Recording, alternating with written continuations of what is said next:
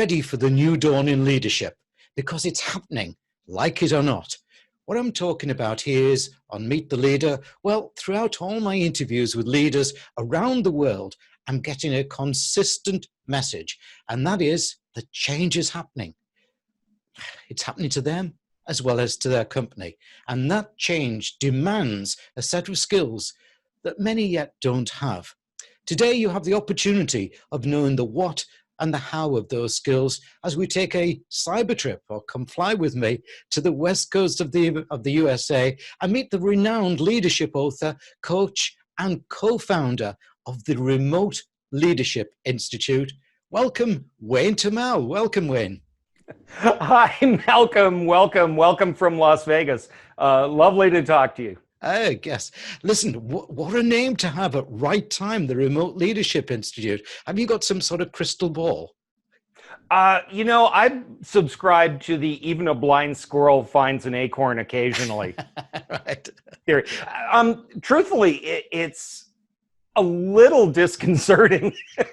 I feel a little bit like the dog that caught the car. Right. Because we have been kind of pushing this message.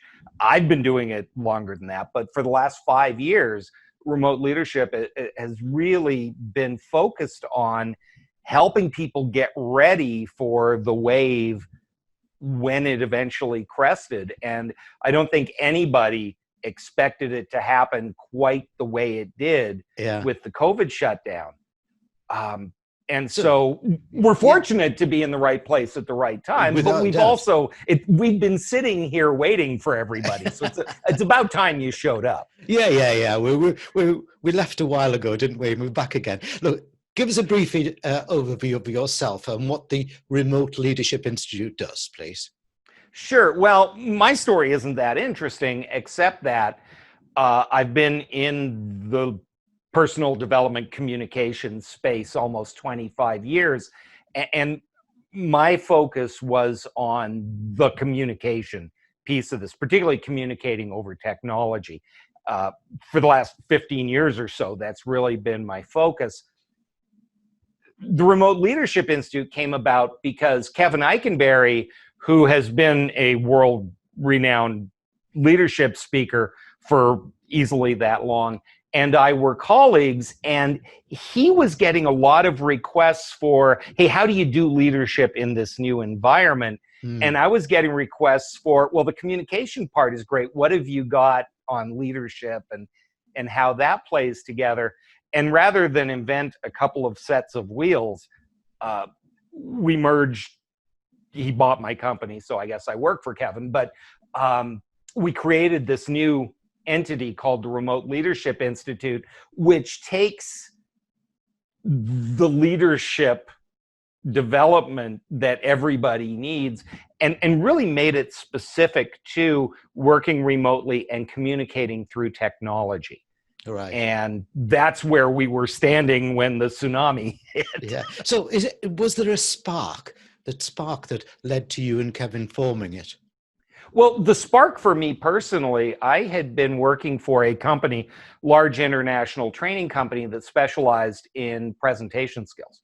Right. Public speaking, all the stuff that we all went through in our careers, right? Yeah. And I remember, gosh, almost 15 years ago, somebody said to me, this is great, but I only stand in front of real people 4 times a year. The rest of the time, I'm doing this thing called WebEx, or I'm on the phone. And it got me thinking about, we're fundamentally changing the tools we use to communicate, but are we changing our thought processes? Are we adjusting the way that we communicate to compensate for the fact that we're not face-to-face? Yeah. And that was my kind of driving spark. And as I say, Kevin and I had been colleagues. We met when I interviewed him for my podcast 12 years ago or something ridiculous. And we connected because we had such similar feelings about leadership and connection and how people should be working. We were just coming at it from different ends. Excellent. Yeah. Look, in my opening piece, I said that I'm convinced that leadership is changing and that new skills are needed if leaders want to thrive in what everybody's calling this new normal, wherever that is. What do you think those skills are? Have you got, say, 3 top ones? Well, I think there are. I want to challenge your assumption a little bit. Go on. In that I don't think leadership has changed as much as we think. Genghis Khan ruled half the world and never held a WebEx meeting. Yeah, right. Right? Julius Caesar did great out in the field. It's when he Yeah. went back to the office that things went pear-shaped. Yeah. So I think the leadership dynamic and the way people respond to leaders hasn't changed. I think what we do as leaders, if you break down your role as a CEO or as a manager, you need to set performance standards, you need to set a vision. What we do hasn't changed all that much.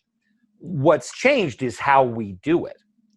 And so the big change, I think, is that leaders need to still be mindful of the evergreen, always true things that make leaders leaders. And we need to be very mindful of how technology changes the way we interact and how we adjust to that. Yeah. Yeah. And it's suppose it's how you communicate.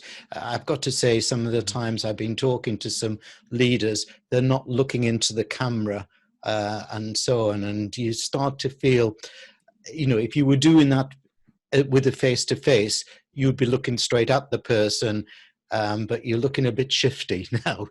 Type of thing. It's funny about that, he says, looking at the camera. Yeah. Because none of us have ever been taught how to do this. And so our natural inclination, if I'm on a Zoom meeting with somebody, is my brain says, look at the person. And so I'm looking at you. Yeah. That's where your picture is. Yeah. But this is where your eyes are. Yeah. Yeah. That is such a simple concept. Who's ever been told that? No, I totally agree. And it's really interesting. Look, I love the title. I love the title of your groundbreaking podcast, The Cranky Middle Manager. Why that title? Boy, I did almost 300 episodes of that podcast. Ooh, and it started 6 months after the word podcasting invented. So it was very early on. Yeah. Oh, yes. Yeah. And it's 2 reasons. One is my personal passion is middle management. Right. Okay.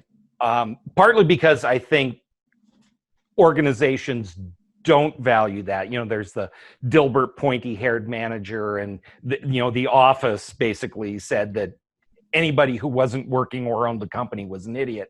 And I think that from a sociological standpoint, middle management is actually a huge step forward for a lot of people. It's their advancement in the business world. And so it's something to aspire to do it well. So that was my target audience, were middle managers. Cranky was just a funny word. And the reason is we all have bad days, right? Even if we love our job, we have bad days. Well, I'm not angry. I'm not bitter. I'm just cranky some days. Right. Mine's and tomorrow. So that's where it came from. I love it. It's good, and I like a bit of zaniness as well. It's nice. Look, you're the author and you're contributor to many books. Yeah. How has your emphasis changed over the years as to what a good leader looks like and the skills he or she needs? And I know you've got a new book coming out, haven't you? What's that about? Yeah, The Long Distance Teammate, which is the sequel to The Long Distance Leader, is actually for the individual person who finds themselves now working remotely or thinking about it. And how do we stay engaged and connected, which is the same thing from The Long Distance Leader was about, as a leader, how do we keep our team engaged and connected? So it's really closing the loop. In terms of what I've learned, as I get older, I find that people throughout history, I made the Genghis Khan joke earlier, the lessons are out there if we choose to learn them. Oh, yeah. Yes. What we need to do, what makes a good leader a good leader. is more true than it's ever been. And we see this not only in remote work, but Lord knows, turn on your television. I don't care what country you're in. We're seeing this kind of crisis of leadership. And I think it gets down to the question you asked me a little while ago, he says, because he made notes. Right. The three things that Yeah. I think leaders need to do. I think the first thing is just stop and breathe and think. Just because we can communicate at the speed of light doesn't mean we should. Anybody who has ever spent 3 days apologizing for an email that took 30 seconds to send understands that speed is not necessarily that's correct. Our ally. And yet there's this constant pressure to rush. The second thing I think that leaders need to do is they need to learn the technology necessary to do their jobs. And I don't mean they need to be on the bleeding edge. First of all, that's almost impossible. If we think about it, this is, and we're coming to the end, sadly, of the first generation where the people who have been in place the longest and are the leaders have the least capability with technology. Kids coming into the workplace have never lived in a world without cell phones, without ATMs, without all of these things. They function with technology on a completely different level. Now, we don't have to be geeks in order to get our job done. But if we can't make peace with the technology and leverage it in a way that makes us look competent, it's going to be really hard to do our job. I said Genghis Khan never used WebEx, but he would have if it had been available. Yes. And I endorse exactly what you're saying, because some of the CEOs that I've been talking to on this Meet the Leader program have had to have an IT person close by them just to be able to dial into Zoom. That's worrying. You know what's funny is that the COVID crisis, lockdown, call it whatever you want, is going to fundamentally change the way CEOs and people in senior leadership approach remote work, because now they've experienced it. And if they were resistant and said, no way, and this is not the way we're going to operate, and now they've found that they've had to do it that way, a lot of their assumptions are no longer true, and they've been dragged kicking and screaming to whatever the benchmark is for other folks. What one leader told me, he said to me, I've only got one person working from home, so I don't have a remote team. I felt that was wrong. Am I right? I believe so. I mean, anytime your team is not 100% all together, you have a different dynamic than when everybody is all together. And it doesn't matter whether it's the leader is, in the London office and everybody else is working out of Prague, whatever the dynamic is. We need to change and adjust to that difference. One of the huge challenges that companies were facing prior to quarantine and are going to definitely be dealing with after is the notion of the hybrid team, where you had some people working from home, some people working in the office, and we saw all kinds of dynamics, cliques forming and people being excluded from conversations and things like that. And a lot of people think that when we talk about remote work, it's binary. Either people have a desk assigned to them or they work from home. And in fact, what most of us are learning is that it's this fluid, constantly changing hybrid of things. And we need to be aware of that if we're going to plan everything from our succession strategy and our HR policies to how the heck are we going to get this project done on time. Let's start talking virtual presentation and online meeting skills. What are the 3 or 4 key mistakes that leaders make when online? I mean, I can give you a few of them. Like, I've got an award at the moment going out to some people, giving them the best and the worst backdrop award. Yeah, I mean, that gets down to the mechanics of the thing. And people get very, very stressed out. I think like everything else, it depends on the purpose of the communication. Yeah. If I were doing this interview with you, I have my lovely bare wall behind me. I've closed the door so the dog isn't running in and out, and you can't hear my wife listening to the TV. And there's some base level of professionalism that is required. If you and I are working on a project and I just need to ask you some questions about it, and it's not being recorded for posterity, I don't care if you're at the north end of the dining room table. I don't care if the bookshelf behind you is messy. I don't care about any of that stuff. It's you and me eyeball to eyeball that I care about. Yeah. We get hung up. And one of the things, and this is more a function of my age than my foresight. I have really been one of the first to write and talk about virtual meeting and presentation skills because of the background that I came from. How do we learn to communicate using these new tools? And I've discovered that the biggest problem is that we don't understand the dynamics, and so we get a little bit freaked out. People who are very good communicators in the room, for example, sometimes freeze. We've all sat through that meeting where it's like, okay, I'm going to talk for 45 minutes. Hold your questions till the end. Yeah. Right. You would never do that in a room. No. But we do this because overcoming the technology hump, the analogy that I always use is if you're driving late at night in the rain and you're looking for an address, you have to turn down the radio so you can see better. Yeah. You gotcha. Right. And that's what happens is our brains freak out because now not only am I trying to communicate effectively, but what does my background look like? And can you see my hands? And can you see the slide that I'm moving? And, I got to push that button. And our brains go, nope, not having it. And they go into reptilian communication mode. And we are far less effective than we can or should be. Yeah. The thing is that it takes half a dozen times, give or take, to overcome that inevitable learning hump. But what happens is, because we know that hump is stressful and makes us feel incompetent and we're maybe not going to look like the top dog, we avoid it. And so we never get over it. Right.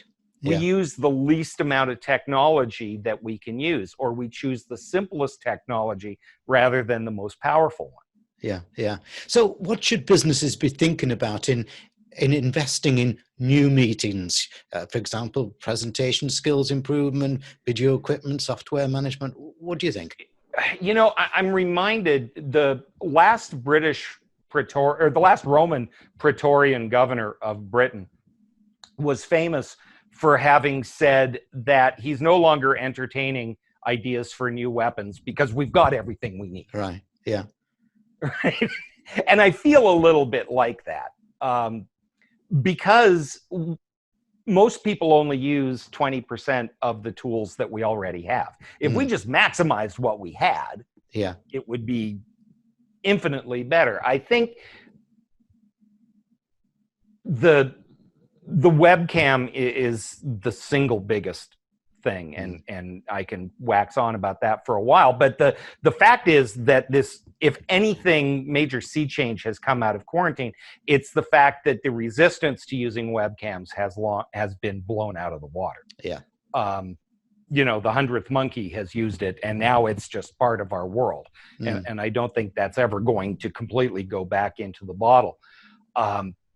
I think we need a way to do this spontaneously. We need chat and those types of tools, a tool like Slack or Microsoft Teams. I think that there's kind of a list of synchronous and asynchronous tools. And if you have some variation of that, you can be a highly, highly functioning team for a while. Yeah. Technology itself changes so fast, so we don't even know what's going to happen. In writing The Long Distance Teammate, we had this lovely chapter on technology that we were all very proud of. And in the month between submitting the first draft and getting the edits back, not only did Zoom go from being a niche player to a verb, It zoomed. it zoomed, but it's now, okay, let's Zoom about that. It's Yeah. become a verb. Yeah. But Google Hangouts is now Google Meetings. Yes, yes. It literally changed in the space of a month between finishing the manuscript and getting it back. Yeah.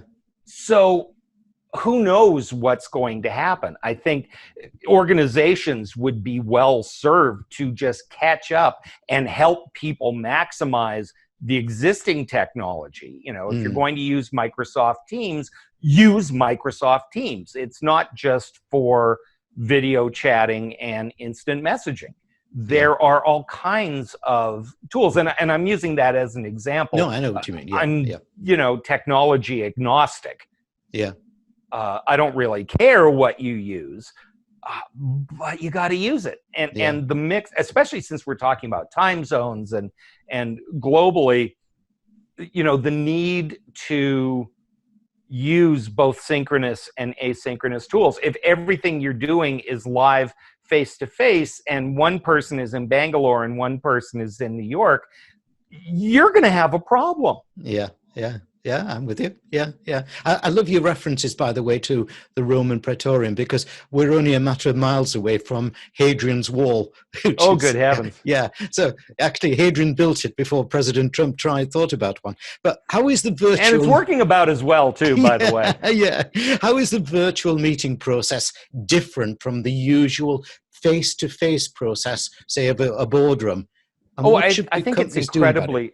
It's incredibly different, Malcolm. And the reason is that most good meetings that generate discussion, that keep people involved, are led with our eyes. Yes, yeah. Yeah. We look around the room, and as I'm speaking, I look over and, you know, you're nodding in agreement and somebody else is just looking confused. And, you know, Bob looks like his head's going to explode if I don't let him ask a question. And so I stop and I ask the question and we have the discussion, and you can look and, okay, Bob's talking right now, so I'm going to raise my hand. Okay, good. I'll talk to you next.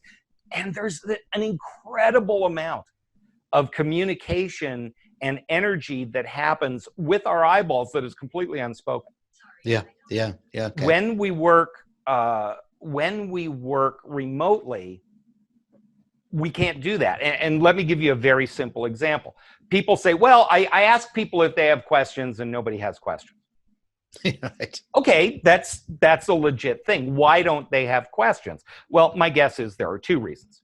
The first is that you've been talking so long that they've checked out. The meeting has not engaged them up till now, and they've gone to answer their email. The second thing, though, is a very simple thing that leaders can do, which is shut up and leave enough time for people to respond. Here's what I mean. If I'm in the room, I can see, oh, Malcolm looks like he wants to say something. Okay, good, Malcolm, and then somebody else. Online, I'm sitting there, and the leader says, so, does anybody have any questions? Here's what I'm doing. Yes, I have a question, but maybe somebody else is going to go first. Oh, nobody's saying anything. Okay, I'll speak up. Oh, I'm on mute. It actually takes longer to generate the response when we don't have that visual shortcut. Yeah, yeah. If what happens on meetings, and we've all been on these conference calls, anybody have any questions? Okay, good. That's it for today. Yeah. Yeah. You're basically sending the message that you didn't really want questions anyway. Right. And if the meeting's gone on long enough, if I ask a question, that means we're going to still be on this meeting. So I'm going to shut up. Yeah. I've got you. Fantastic. Look, let's talk communication, both internal and external. Sure. It's not just poor in the UK, but it seems to me that it's poor globally. The bigger the company, the worse the communication, it often seems. To me, too many companies seem happy to stick with poor communication. Surely that's wrong and a danger for the company. What should they be thinking about to achieve more effective communication? Boy, that's a healthy list. And again, you know, if we look at traditionally what have the communication problems been, they're not that radically different. But I think there are three things specific to remote work. The first is, yes, we need to use our webcams, but it is particularly important in one-on-one conversations. Yes. If you've got 20 people on a meeting, I don't need to see the Brady Bunch view No. up Right. top, where it's a bunch of tiny little pictures that I can't see the everybody gallery. anyway. Yeah, the gallery. Right? But one-on-one, it's incredibly important. Our brains crave that human connection. We need to see the other person, see their response. Our brains trust people when we can put a face to a name. It's the way we're biologically wired. And so if I'm having a coaching conversation, and this goes back to those hybrid teams where one group maybe gets different treatment than the other. If I'm in the office with you, I'll call you up to a quiet spot. We'll sit down. We'll have a cup of tea. We'll chat. We're in close physical proximity. I need to have a coaching conversation with Alice, so I'll call her when I'm at the airport waiting for my flight to something else. Those two people are not getting the same communication experience. Yeah. And so video will help with that. I think the second thing that leaders need to do is stop being the hub in the wheel. There's kind of a graphic that I like to show when I'm properly prepared that shows a remote team as a circle with the manager in the center and kind of a spoke going to each member of the team. And what happens when people aren't in close proximity to each other is there's less going to my teammate and more going to my manager. Right. Some of that is because it's my job to maintain a close relationship with my manager. And so I want him or her to know what I'm doing and know how hard I'm working and go to her with the questions. And it's tempting for the manager to just keep taking it. What happens is he's got 5, 6 people all coming to him when you could be saying, hey, why don't you go ask Alice about that one? You know who you ought to go talk to Bob. Yeah. Because otherwise we become, as managers, we become the hub, and then we become both the conduit and the choke point for communication. And we're working way harder. I love that wagon wheel concept. That's great. That's fantastic. We'll adopt that and we'll call it Welsh Fargo. Right. There you go, Welsh Fargo. And your third. The other one is, and the way I wrote this is ask before hitting send, which basically is 2 things. One is, do I really want to send that email? Yeah. But the other one is the message I'm sending, is how I am about to communicate this the best way to communicate this? Okay. Am I using the right tool? Am I using the right language? Am I responding out of anger rather? I mean, there's a lot of levels that we can look at that. At that question. I remember my poor bride once was fired by instant message. Right. Well, there's a lot of that at the moment. Zoom. Well, we can assume, though, that that's probably not the right tool for that particular message. Yeah. You cowardly weasel. But there's an example. How often do we avoid a tough conversation by sending an email? Yeah. At the moment, there's an awful thing going around in the UK. It might be in yours. Say it's called Zoom Doom, where you get an email saying, "Go on to Zoom. Oh, by the way, HR will be sitting in on the meeting." Oh dear Lord, yes, I can imagine that that's the case. I haven't heard of Zoom Doom, but that's always been the case. I had a boss. If Floyd asked you to lunch on Friday, don't go. Right. Because you were not coming back. Yeah, right. Yes. Listen, finally, Wayne, it's fairy godmother time. I'm going to give you 3 wishes. 3 wishes. Yes.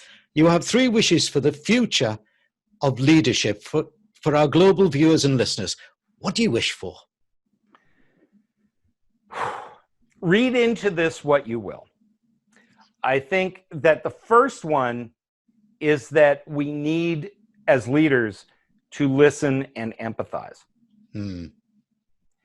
And you can listen to emails.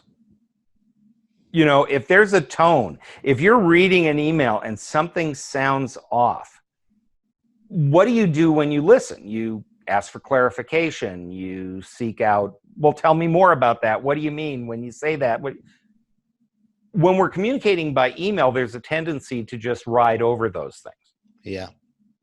We need to listen. However we get the message, are we processing and interpreting it carefully, and are we empathizing? During this pandemic, we've seen some leaders really step up and say, hey, you're homeschooling your kids, your spouse is home, you never prepared to work remotely. I'm prepared to cut you some slack. Or, if you want to wear your AC/DC t-shirt on our coaching session, I don't care. That's not the important thing. Yeah. We have others who have been, quite frankly, dropping the hammer, and they're finding out that doesn't work as well as it might. So I think the first thing is we need, as leaders, to listen and empathize, perhaps more, or at least in different ways, than we did before. The second thing is we need to be at least as competent technologically as our baseline employees. Yeah. Number one fact, we rely on technology for the team to function. Number one factor in how well a team uses a technology or follows a process is, does the boss do it? So if you're having your secretary set up the WebEx meetings rather than just going in and setting up the WebEx meeting because you can't be bothered to learn, That, by the way, may be the most eloquent thing I've said this whole interview. But it's true. It is so true. And the third thing, and again, make this as global a solution as you want, it's not about you. It's never been about you, or it shouldn't be. When somebody fails, that's not a direct indictment of you. It can be, it might be, but it doesn't necessarily mean that. If people do things in a way you don't necessarily think of, it's not about you.